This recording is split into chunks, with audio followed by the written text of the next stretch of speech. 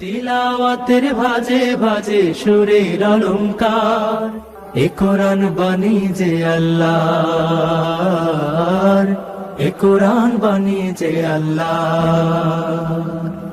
আসসালামু আলাইকুম ওয়া রাহমাতুল্লাহি ওয়া বারাকাতুহু। আস-সুন্নাহ ফাউন্ডেশনের অনন্য আয়োজন সহজ সূত্রে কোরআন শিখির পঞ্চম পর্বে আপনাদেরকে স্বাগতম। প্রিয় শিক্ষার্থীবৃন্দ, রাসূলুল্লাহ সাল্লাল্লাহু আলাইহি সাল্লাম বলেছেন, কিয়ামতের দিন কোরআনের পাঠক, হাফেজ ও আমলকারীকে বলা হবে যে তুমি কোরআন পড়ো এবং চড়তে থাকো, আর ঠিক সেভাবেই স্পষ্ট ও ধীরে ধীরে পড়তে থাকো, যেভাবে তুমি দুনিয়াতে ধীরে ধীরে স্পষ্টভাবে পড়তে। কেননা তোমার স্থান ঠিক সেখানেই হবে যেখানে তোমার শেষ আয়াতটি খতম হবে। প্রিয় শিক্ষার্থীবৃন্দ, বিগত 4টি ক্লাসে আমরা আরবি হরফের পরিচয় জেনেছি এবং 29টি হরফ সম্পূর্ণভাবে শিখেছি আলহামদুলিল্লাহ। আজকে আমরা আরবি 29টি হরফের নোক্তাওয়ালা হরফ এবং নোক্তাবিহীন হরফের পার্থক্য শিখব। পাশাপাশি ইনশাআল্লাহ আমরা হরফের লিখন রূপ সহজ সূত্রে আমরা শিখব। শুরুতে আমরা সকলেই আরবি 29টি হরফ অনুশীলন করব, মাস করব। সকলে আমার সাথে বলুন। সবাই স্ক্রিনের দিকে লক্ষ্য করুন এবং আমার সাথে বলুন। আলিফ, বা, তা, সা, জিম, হা, খ, দাল, ذال را زا سين شين صاد ضاد طاء ظاء عين غين فاء قاف كاف لام ميم نون واو হা হামজা ইয়া। মাশাআল্লাহ, আলহামদুলিল্লাহ। আজকে আমরা নতুন করে নোক্তাওয়ালা হরফ এবং নোক্তাবিহীন হরফের পার্থক্য জানব এবং এর পাশাপাশি আরবি 29টি হরফের লিখন রূপ 6টি সূত্রের মাধ্যমে শিখব ইনশাআল্লাহ। আল্লাহ সুবহানাহু ওয়া তাআলা তৌফিক কামনা করছি। প্রিয় শিক্ষার্থীবৃন্দ, আপনারা বলুন তো দেখি নোক্তাওয়ালা হরফ কয়টি? নোক্তাওয়ালা হরফ 15টি। কয়টি? 15টি। তাহলে বলুন তো দেখি এক নোক্তাওয়ালা হরফ কয়টি? এক নোক্তাওয়ালা হরফ হলো 10টি। কি কি? আমার সাথে একবার অনুশীলন করুন। আপনারা হাতে গণনা করতে পারেন। বা, জিম, খ, দাল, জা, ضاد, ظاء, غين, ফা, নুন। আলহামদুলিল্লাহ, আমরা এক নোক্তা হরফ 10টি হরফ শিখেছি এবং জেনেছি। এখন আমরা জানবো যে 2 নোক্তাওয়ালা হরফ কয়টি? 2 নোক্তাওয়ালা হরফ মাত্র 3টি। আপনারা আমার সাথে বলুন। তা, কফ, ইয়া। আলহামদুলিল্লাহ। এখন লাস্ট প্রকার 3 নোক্তাওয়ালা। 3 নোক্তাওয়ালা হরফ কয়টি? মাত্র 2টি। কি কি? আমার সাথে বলুন। সা, শিন। এখন আমরা নোক্তাবিহীন হরফগুলো জানবো এবং শিখব। আপনারা আমার সাথে বলুন। স্ক্রিনের দিকে লক্ষ্য করুন। নোক্তাবিহীন হরফ হলো 14টি। নোক্তাবিহীন হরফ কয়টি? 14টি। সকলে আমার সাথে বলুন। আলিফ, হা, দাল, রা, সিন, صاد طاء عين كاف لام ميم واو হা হামজা। আলহামদুলিল্লাহ, আমরা মোট 14টি হরফ নোক্তাবিহীন শিখেছি। প্রিয় মুসলিম ভাই বোনেরা, এখন আমরা শিখব আরবি হরফের লিখন রূপ। কত সহজে আমরা আরবি হরফগুলো লিখতে পারি, অর্থাৎ কয়টি সূত্র শিখলে আমরা সহজে আরবি হরফগুলো লিখতে পারবো। আপনারা স্ক্রিনের দিকে লক্ষ্য করুন। প্রথমে আমরা আলিফ আকৃতিটা আমরা লিখব বোর্ডে। মোট আলিফ 5টি জায়গায় লিখব। আপনারা দেখুন, আলিফ 5টি জায়গায় লেখা হয়েছে। প্রথমটি আলিফ, দ্বিতীয় আলিফে দেখেন শুধুমাত্র আমরা এটাকে মিম বানাবো। কিভাবে বানাবো? মিমের প্রথম অংশটা আমরা সংযুক্ত করে দেব, তাহলে মিম হয়ে যাবে। এরপরে দ্বিতীয় আলিফে আসুন, সেখানে আমাদেরকে ত বানাইতে হবে। তয়ের যে গোলাকৃতি বৃত্ত আছে সেটা আমরা জাস্ট এখানে যুক্ত করে দেব। দেখুন ত হয়ে গিয়েছে। তয়ের উপর একটা নোক্তা দিয়ে দিলে সেটা দ হয়ে যাচ্ছে। এরপরে পঞ্চম যেটি লাম, লাম আমরা কিভাবে লিখব? আলিফ দেওয়া আছে, জাস্ট নিচের থেকে গোলাকার করে উপরের দিকে আমরা রেখা টেনে নিয়ে আসবো, তাহলে লাম হয়ে গেল। দেখুন কতই সহজ, আলহামদুলিল্লাহ। দ্বিতীয় আকৃতি বা, বা এর সাথে আমরা আরও 4টি হরফ সামঞ্জস্যপূর্ণ হরফ রয়েছে, যেটা বা শিখলে বাকি হরফগুলো শেখা সহজ হবে। দেখুন আমরা এখানে 5টি বা হরফ লিখেছি, শুধুমাত্র বায়ের নিচে যে নোক্তাটা আমরা উঠিয়ে দিচ্ছি। তাহলে শুরুতে আমরা বা কিভাবে লিখব? নিচে একটা ফোঁটা দিতে হবে। তা কিভাবে লিখব? উপরে 2টা ফোঁটা দিতে হবে। সেম আকৃতি। সা কিভাবে লিখব? উপরে 3টি নোক্তা দিতে হবে। এরপরে বায়ের আকৃতিকে আমরা ফা রূপান্তর করব, গোল যে বৃত্তটা আছে সেটা উপরে যুক্ত করে দেব। এরপরে আমরা এই বাটাকে আমরা বায়ের আকৃতিকে আমরা কাপ বানাতে চাই, জাস্ট বায়ের আকৃতি রেখে দিতে হবে, সাথে আলিফ একটি যুক্ত করতে হবে এবং ভিতরে একটা হামজা বসিয়ে দিতে হবে। কত সুন্দরভাবে কাফ হয়ে গিয়েছে, আলহামদুলিল্লাহ। তৃতীয় আকৃতি হা। হা হরফটি যদি আমরা লিখতে পারি তাহলে আমরা বাকি আরও 5টি হরফ আমাদের জন্য লেখা সহজ হবে। 5টি হরফ খ, জিম, আইন, গাইন। আপনারা দেখতে পাচ্ছেন 5টি হা লেখা আছে, হায়ের দ্বিতীয় অংশটি লেখা আছে, সেটা দিয়ে আমরা 5টি হরফ বানাবো। আপনারা দেখুন স্ক্রিনে হা কীভাবে লিখতে হয়। হায়ের নিচের অংশ সাথে উপরের অংশটা মিলিয়ে দিতে হবে। হা হয়ে গেল। হায়ের উপর নোক্তা দিলে খ হয়েছে, এবং হায়ের ভিতরে যদি আপনারা একটা ফোঁটা বসিয়ে দেন তাহলে জিম হয়ে গেল। হায়ের নিচের অংশের সাথে উপরের যে একটা হামজা বসিয়ে দিলে আইন হয়ে গেল। আইনের উপর একটা নোক্তা দিয়ে দিলে গাইন হয়ে গেল, আলহামদুলিল্লাহ। কতই সহজ। আমাদের চতুর্থ আকৃতির নাম র। চতুর্থ আকৃতির নাম র। আমরা যদি র হরফটি লেখা সুন্দরভাবে লিখতে পারি তাহলে আমরা বাকি যে 4টি হরফ আছে সেটাও আমরা সহজে লিখতে পারবো। আপনারা স্ক্রিনে লক্ষ্য করুন, আমরা 5টি জায়গায় 5টি ঘরে র লিখেছি। রটা লেখা সহজ। যা কিভাবে লিখব? রয়ের উপর একটি ফোঁটা বসিয়ে দিন, যা হয়ে গেল। এবং রয়ের মাথা একটি গোলাকার অথবা গোল বৃত্ত সংযুক্ত করে দিন, দেখুন ওয়াও হয়ে গেল। এবং রয়ের উপরের অংশটিকে নিচের দিকে ঝুঁকে দেন, দাল হয়ে গেল।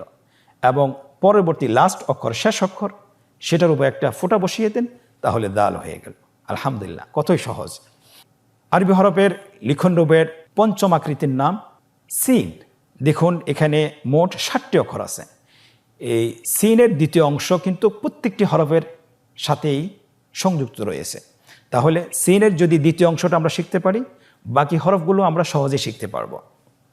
এখানে দেখুন সিনের দ্বিতীয় অংশটি লেখা আছে 7টি ঘরে। আমরা সিনের দ্বিতীয় অংশের সাথে জাস্ট 3টা দাঁত যদি সংযুক্ত করি, আমরা জানি যে এটা সিন হয়ে যায়। কিভাবে সিন বানাতে হবে?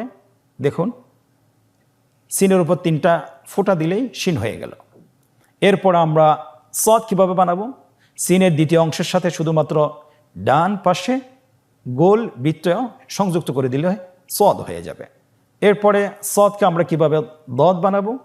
দেখুন সদের উপর একটা ফোঁটা বসিয়ে দিলে দদ হয়ে যাবে। এরপর আমরা সিনের যে দ্বিতীয় অংশটি আছে, দ্বিতীয় অংশটির মাঝখানে একটি ফোঁটা বসিয়ে দিলে সেটা নুন হয়ে যাবে। এরপরে সিনের যে দ্বিতীয় অংশটি আছে সেটার উপরি অংশতে আমরা গোল বৃত্ত বসিয়ে এবং সেটার উপর 2টি ফোঁটা বসায় দেব, তাহলে কফ হয়ে যাবে। এরপরে বাকি আছে হা। সিনের দ্বিতীয় অংশটিকে জাস্ট একটু গোল করে আমরা লিখতে হবে। গোল করে আমরা যদি গোল করে একটু লিখি এবং 2 অংশটাকে যদি আমরা জোড়া লাগিয়ে দিই তাহলে হা হয়ে যাবে। দেখুন আলহামদুলিল্লাহ কত সুন্দরভাবে সহজে হরফগুলো লেখা হয়ে গিয়েছে। আরবি হরফের আকৃতির শেষ আকৃতি, সেটার নাম হলো হামজা। আমরা যদি হামজা শিখতে পারি তাহলে আমরা ইয়াটাও শিখতে পারবো। হামজা লেখা খুবই সহজ, দেখুন স্ক্রিনে হামজা কীভাবে লিখতে হয়। আমরা বাংলা যেরকম 2 লিখি, এটাকে যদি আমরা উল্টিয়ে দিই তাহলে হামজা হয়ে যায়। দেখুন, এরপরে হামজার সাথে সামঞ্জস্যপূর্ণ হরফটি হলো ইয়া। ইয়াটা কীভাবে লিখব? হামজাকে ঠিক রেখে শুধু হামজার নিচের অংশটাকে একটু গোল করে উপরের দিকে টেনে নিয়ে আসব, তাহলে আমাদের ইয়া হয়ে যাবে। আলহামদুলিল্লাহ। তাহলে আরবি হরফের যে 6টি আকৃতি আছে, আমরা যদি 6টি আকৃতি যদি আত্মস্থ করতে পারি এবং যদি সুন্দরভাবে যদি লিখতে পারি, তাহলে বাকি হরফগুলো আমরা সহজেই লিখতে পারবো। আশা করি বুঝতে পেরেছেন। প্রিয় মুসলিম ভাই ও বোনেরা, আমরা এখন একটি আনন্দদায়ক পর্ব শুরু করব। সেটা হলো, আমরা এতক্ষণ যা পড়েছি সেটা আমরা নিজেদেরকে যাচাই করব যে আমরা আসলে কতটুকু শিখেছি। এখন আমরা অনুশীলন শুরু করব, 5ম নম্বর অনুশীলন। এই অনুশীলনে মোট 4টি পর্ব রয়েছে। প্রথম পর্বে বলা হয়েছে নিম্নোক্ত হরফগুলো ধারাবাহিকভাবে পড়ুন এবং অনুপস্থিত হরফগুলো লিখুন। আপনারা স্ক্রিনের দিকে লক্ষ্য করুন, এখানে অনেকগুলো হরফ অনুপস্থিত আছে। আমরা ধারাবাহিকভাবে বলবো, যে হরফগুলো অনুপস্থিত আছে সেটা আমরা সাথে সাথে লিখে ফেলব। এখন আপনারা আমার সাথে বলুন, আলিফ, বা। প্রিয় উপস্থিতি, তৃতীয় হরফটিও অনুপস্থিত। এখানে কি হবে? আমরা সকলেই জানি হরফটির নাম তা। এর পরবর্তী অক্ষরটি আমরা বলি সা।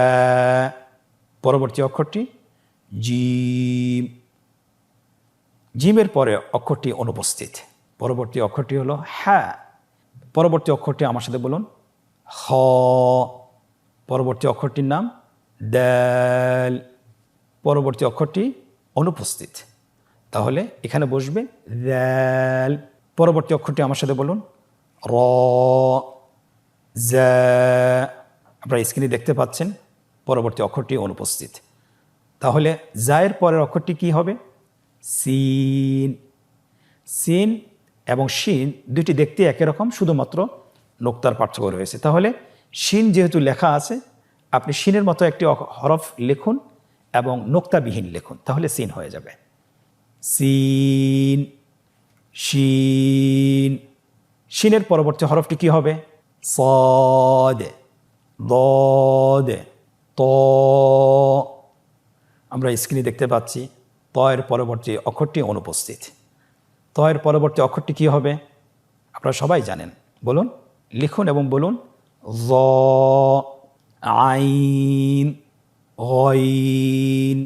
আমরা এখানেও দেখতে পাচ্ছি পরবর্তী অক্ষরটি অনুপস্থিত। গইনের পরবর্তী অক্ষরটি কি? আপনারা সবাই জানেন, ফা, কফ, ক্যাফ। কাফের পরবর্তী অক্ষরটাও অনুপস্থিত। তাহলে অক্ষরটা কি হবে? আমরা জানি অক্ষরটি হবে লাম, মিম। এখানে আমরা দেখতে পাচ্ছি মিমের পরবর্তী অক্ষরটিও অনুপস্থিত। তাহলে মিমের পরবর্তী অক্ষরটি কি হবে? নুন, ওয়াও, হ্যাঁ। আমরা দেখতে পাচ্ছি স্ক্রিনে হায়ের পরবর্তী অক্ষরটি অনুপস্থিত। তাহলে হায়ের পরবর্তী অক্ষরটি কি হবে? হামজা। এবং শেষের অক্ষরটি হলো ইয়া। আলহামদুলিল্লাহ, আমরা আজকের অনুশীলনের প্রথম পর্বটি শেষ করেছি। দ্বিতীয় পর্বটি হলো যে রেখা টেনে একই উচ্চারণের স্থান হরফের সাথে মিল করুন। আমরা জানি আরবি হরফ 29টি, মাখরাজ 17টি। তো প্রত্যেকটি হরফের উচ্চারণের স্থান রয়েছে। আমরা ডান সাইডে হরফগুলো লিখে দিয়েছি এবং বাম সাইডেও হরফগুলো উচ্চারণের সাথে মিল রেখে বিচ্ছিন্নভাবে আমরা লিখেছি। আপনাকে যেটা করতে হবে, একই উচ্চারণের অক্ষরের সাথে হরফগুলো মিল করতে হবে। শুরুতে রয়েছে দ।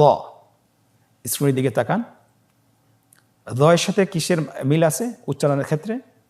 দ এর সাথে মিল রয়েছে সা। দেখুন, রেখা টানা হয়েছে।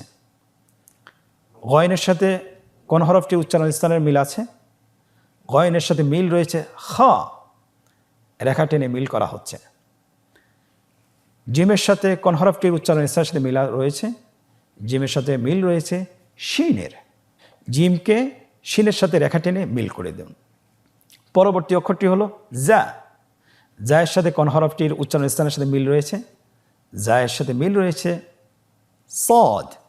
তাহলে আপনি জাকে সদের সাথে রেখা টেনে মিল করুন। স্ক্রিনে লক্ষ্য করুন, মিল করা হয়েছে।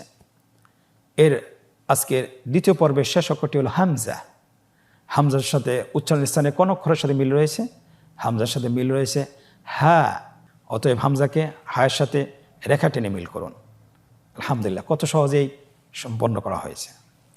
আজকের অনুশীলনের তৃতীয় পর্বটি হলো যে নুক্তাওয়ালা এবং নুক্তাবিহীন হরফগুলোকে পৃথকভাবে লিখতে হবে। হরফগুলি লিখে ফেলি, স্ক্রিনের দিকে লক্ষ্য করুন। নুক্তাওয়ালা হরফগুলো লেখা হচ্ছে, নুক্তাওয়ালা হরফ হলো 15টি। কি কি দেখুন স্ক্রিনে লেখা হচ্ছে বা, তা, সা, জিম, হ। আলহামদুলিল্লাহ। এখন আমরা বাম পাশের যে বক্সটি রয়েছে সেখানে আমরা নুক্তাবিহীন হরফগুলো লিখে ফেলি। স্ক্রিনে লক্ষ্য করুন, হরফগুলো লেখা হচ্ছে। আলহামদুলিল্লাহ। আজকের পর্বতে আমরা আরবি হরফের নোক্তাওয়ালা এবং নোক্তাবিহীন হরফগুলোর পার্থক্য শিখেছি এবং এর পাশাপাশি আমরা আরবি হরফগুলো কত সহজে লেখা যায়, কয়টি সূত্রে লেখা যায় সেই সূত্রগুলোও শিখেছি এবং আমরা অনুশীলনও শেষ করেছি। আলহামদুলিল্লাহ। আপনারা বাসায় অবসর সময় পেলে অবশ্যই প্রত্যেক দিন কমপক্ষে 10 থেকে 20 মিনিট আপনারা অনুশীলন করবেন।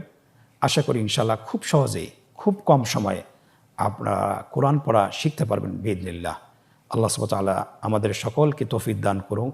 হাদা ওয়া সাল্লাল্লাহু আলা খালিল মুহাম্মদ ওয়া আলা আলিহি ওয়া সাহবিহি আজমাইন। আজকে পঞ্চম পর্ব থেকে বিদায় নিচ্ছি। আল্লাহ হাফেজ। ইনশাআল্লাহ পরবর্তী পর্বে আবারও দেখা হচ্ছে।